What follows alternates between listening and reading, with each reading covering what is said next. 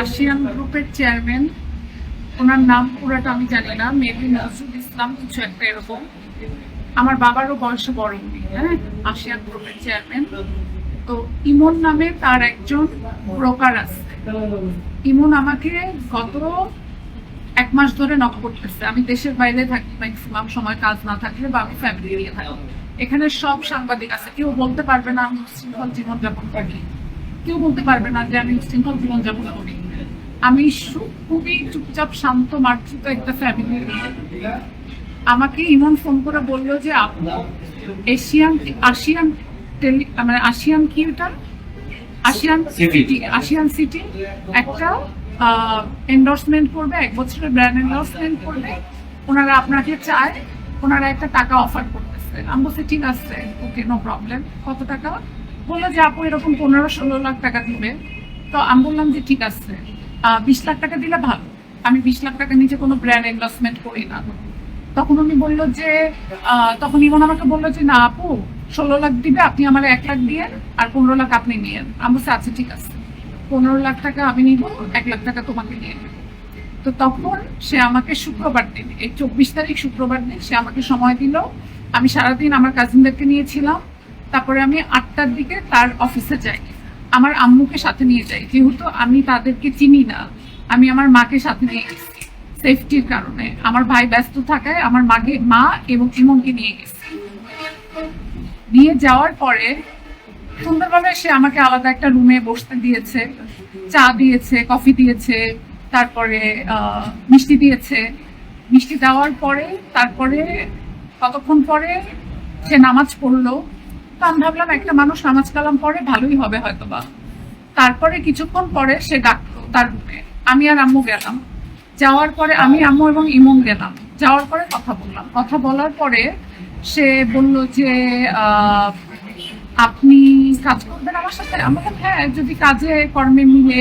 বললো আপনি অনেক, আমাকে বলতেছিল, বলে আপনি অনেক হায়ার এডুকেটেড, আপনি চাইলে আমার বিভিন্ন কোম্পানি দেখতে পারেন। আমি বললাম আচ্ছা ঠিক আছে, কোনো সমস্যা নাই। এইসব কথা বলার পরে আমার বাসায় মেহমান ছিল, আমার আম্মু আমার গাড়ি নিয়ে চলে যায়। শুক্রবার দিন 9টার দিকে আম্মু গাড়ি নিয়ে চলে যায়। তারপরে ওনার সাথে আমি মিটিং করব, ইমন আছে।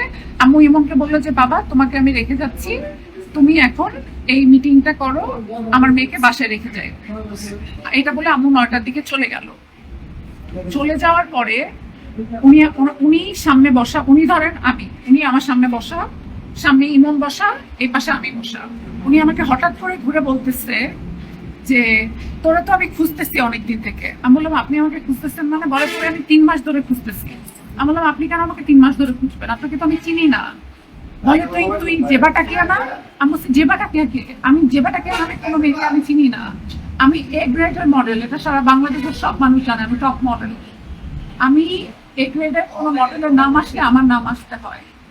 কিন্তু দুঃখের সাথে আজকে আপনাদের সবার সামনে আমার আসতে হয়েছে, কারণ আমি সারা জীবন ওমেন এম্পাওয়ারমেন্ট নিয়ে কাজ করছি। আমি সবসময় মেয়েদেরকে নিয়ে লেখালেখি করি। আমাদের যে প্রধানমন্ত্রী জনাব তারেক রহমান, তার ঘরে মেয়ে আছে। আমি চাই আমার এই ভয়েস উনি পর্যন্ত যাক, এবং এটার বিচার যেন উনি নিজে করে। তো আমাকে বললো তোকে তো আমি অনেকদিন ধরে খুঁজতেছি। আমি বললাম আমি জেবাটাকে না, আপনি কি বলতেছেন? তখন ইমন আমার দিকে ইশারা দিল, ইমন আমার দিকে এরকম ইশারা দিল যে, মানে এমন একটা ইশারা দিল যে যা বলতেছে মেনে নাও, মেনে নাও, মেনে নাও। তো আমি আর কোনো কথা বলিনি। এবং সারপ্রাইজিংলি আপনারা অবাক হয়ে যাবেন, আপনারা যদি ওই অফিসে যান, আসিয়ান মেডিকেলে যান, করিডোরে ফিঙ্গারপ্রিন্ট, তার ঘরে ফিঙ্গারপ্রিন্ট, তার ওয়াশরুমে ফিঙ্গারপ্রিন্ট, তার ওয়াশরুমের ভিতরে একটা সুড়ঙ্গ আছে।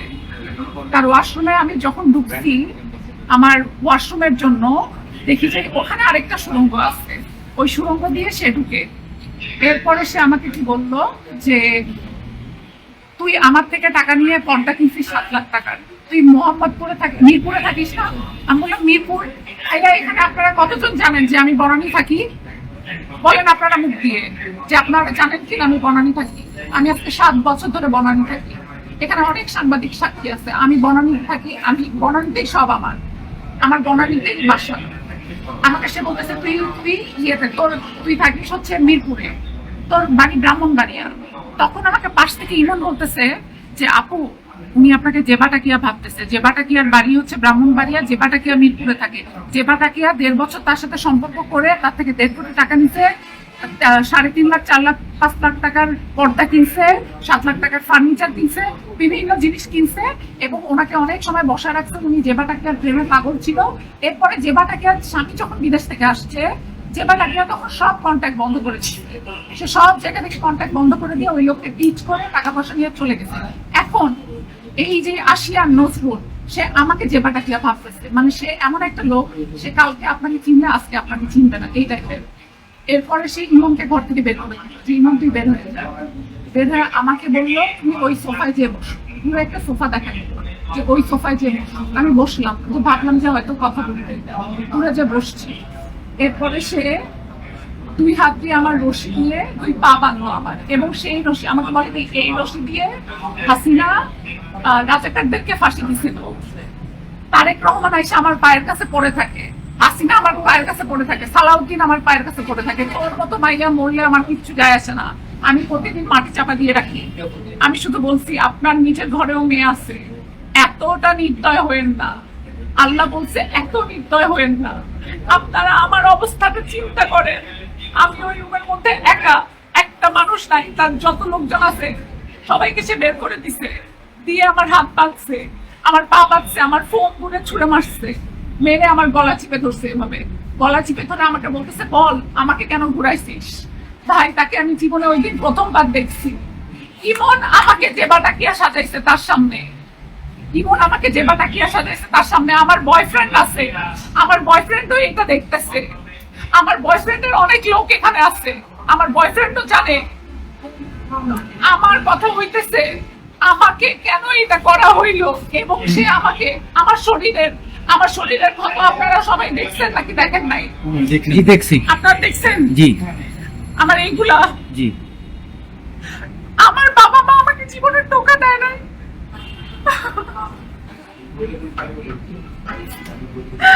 আমার বাবা মা জীবনে আমাকে একটু টোকা দেয় না। আমার বাবা আমার জন্য চোখের পানি ফেলছে। আমি যদি 1 গ্লাস পানি চাই, আমার ভাই, আমার মা, আমার বাবা সবাই দাঁড়ায়। আমরা হয়তো ওনার মতো এত বড় লোক না, কিন্তু আমি আমার বাপ মায়ের কাছে রাজ করব না। আমি ওনাকে বলছি আপনার নিজের সন্তান আছে, আল্লাহ রহম করেন।